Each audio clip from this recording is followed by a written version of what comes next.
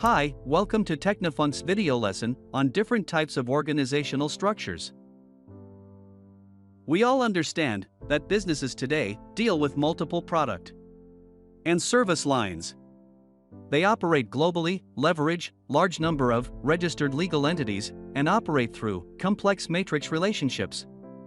They can stay competitive in the current global business environment only if they develop highly diverse and complex structures that can help them manage all this complexity. The various tasks and activities that an organization need to do to run its business have to be divided into smaller, manageable components. Then only it will be efficient enough to achieve its business objectives. Regulatory and management needs are the main driving forces behind organizational structures. Both of these complexities create need for advanced, operational and supporting business processes to drive organization-wide effectiveness, efficiency, and achieve business objectives. These elements forces companies to create a diverse array of subsidiaries, legal entities, organizations, and business processes to ensure a smooth and profitable business flow. Tax considerations also impact how businesses construct these complex legal and operational structures. Legal structure, the structure which is driven by regulatory needs. Every organization must have a registered or legislated legal structure.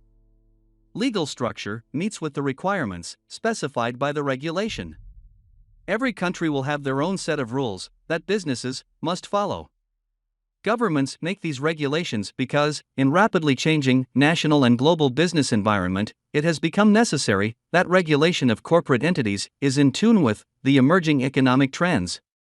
The regulation, on one hand, encourages good corporate governance, and on the other hand, enables protection of the interests of the investors and other stakeholders. These regulations prescribe legal structures and rules that businesses must follow. Hence, legal structures are driven by compliance and mostly relevant more for external purposes. They are generally mandatory for all businesses. Banks, investors, customers, suppliers, lenders, and regulators use these business structures to make contacts, approve loans, provide lines of credits, and to make sure the business is following regulatory requirements. If you want to avoid a legal battle in the future over who is in charge of your business, you have to choose the right business entity.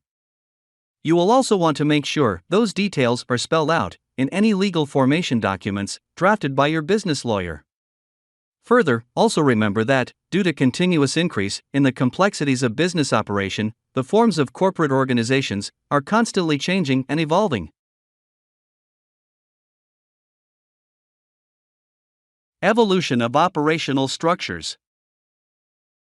When you are just starting out, you may not worry too much about the formal decision-making process in your business. But, as your business grows, issues about who has the authority to make what decisions could undercut your ability to make deals or grow as quickly as you want to. It is even more important to make sure the lines of authority are clear when multiple people own the business. Different business structures allow for different types of decision-making processes and lines of authority. The company then defines its operational structures to actually assign roles and responsibilities and fix accountability at various levels. The levels where actual business activities take place. These levels can be divisions, service lines, functions, etc. These levels are used to divide the control of economic resources and operational processes in a business. People managing these operating levels have a duty to maximize the use of scarce resources, improve the processes, and also account for their level's performance. These levels are sometimes called operating units, or business units or cost centers. An AE used to record and report financial and other management information. Management information is not legally required, but is used for internal control and for taking decisions around business operations and growth. Sales team, HR team, IT team is one example of operational structure. Departments, regions, divisions, etc. is another example. Matrix organization could have a mix of both. Final structure will depend on the peculiar needs of business or management. Most often, the business axis and legal axis will coexist to drive operational efficiency. Now, let us do a quick recap of the key concepts. The various tasks and activities that an organization need to do to run its business have to be divided into smaller, manageable components. Regulatory and management needs are the main driving forces behind organizational structures. Legal structure meets with the requirements specified by the regulation.